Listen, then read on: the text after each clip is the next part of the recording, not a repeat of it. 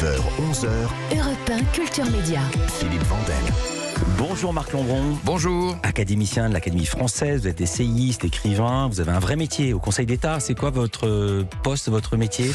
Le Conseil d'État, les Français ne le savent pas, mais c'est une institution qui défend les citoyens contre les décisions arbitraires de l'administration que le Conseil d'État a le pouvoir d'annuler.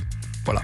Et on peut retoquer une loi ou un décret ministériel. Les Français le savent peu, mais la décision d'un ministre, d'un maire, d'un préfet peut être annulée si elle viole la loi. Ça, c'est très sérieux. Et voilà.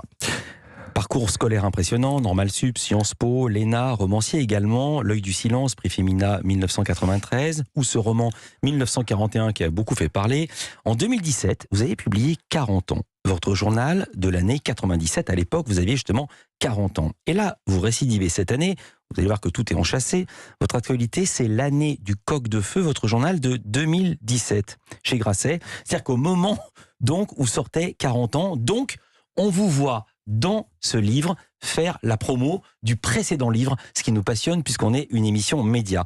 Oui, c'est mon côté vache qui rit, c'est l'image dans l'image. J'ai bien compris, ça ne m'avait pas échappé. Il faut le dire, vous ne tenez pas un journal année après année, jour après jour.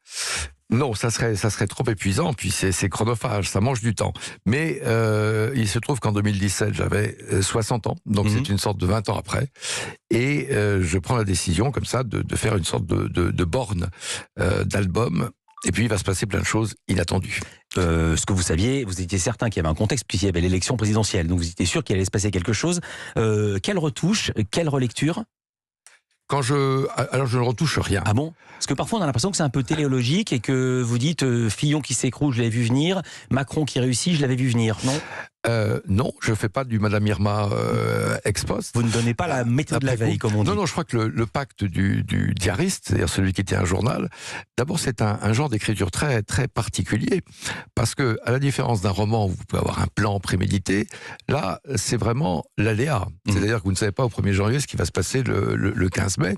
Donc, vous êtes une sorte de capteur de tête sensible et du spectacle du monde, finalement. Vous êtes un sacré capteur. Alors, 17 mai, Emmanuel Macron vient d'être élu à l'Élysée et vous écrivez ceci, on a l'impression que vous connaissez le résultat des courses avant l'heure. Vous écrivez ceci sur 2 ministres, comme si vous connaissiez la fin. Nicolas Hulot, je cite Lambron, comme tout écologiste, fera sa crise de nerfs dans les 6 mois.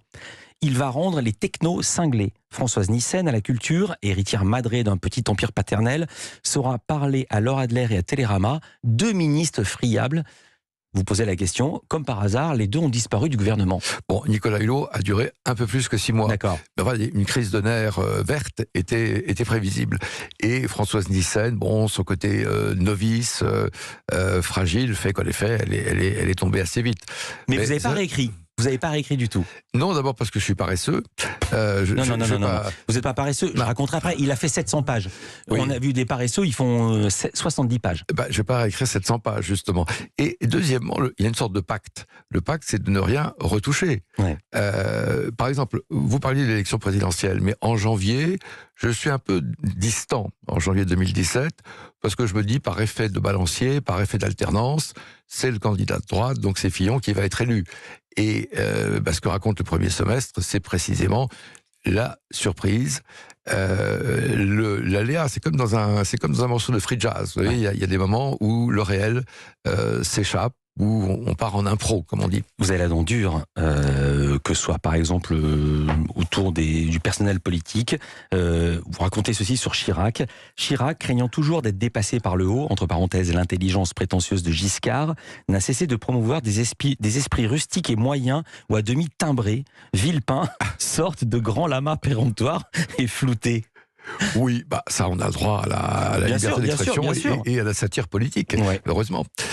Anne-Sophie Lapix, page 309, il faut que je la retrouve parce qu'en fait j'ai pas tout recopié.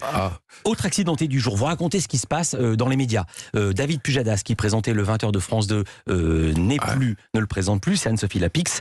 Vous écrivez ceci. Autre accidenté du jour, David Pujadas, auquel on retire la présentation du JT de France 2 remplacé par Anne-Sophie Lapix. Le frégolime féminin des lucarnes, elle va déposer au vestiaire sa panoplie de faux-folles pour se figer de nouveau en femme-tronc. Oui, Alors, la malheureuse Anne-Sophie Lapix, oui, on m'a interpellé l'autre jour. Je n'ai rien contre elle. Ah oui. Mais ce qui me... Heureusement. Mais heureusement. Non, mais ce qui me frappe, c'est le caméléonisme de certains présentateurs. C'est-à-dire que Anne-Sophie Lapix, moi, je l'avais connue, je l'avais vue très sérieuse sur Canal+, dans l'interview politique, face, par exemple, à Marine Le Pen, qu'elle avait déstabilisée. Et puis, elle prend la succession d'Alessandra Sublet, oui. Dans l'émission C'est à vous. C'est à vous. Oui, mais c'est une émission d'accueil beaucoup plus joyeuse, c'est normal. C'est une émission d'accueil, mais là, on a l'impression que d'un seul coup, elle se met à marcher sur les mains, que c'est une sorte d'enterrement de vie de jeune fille quotidien.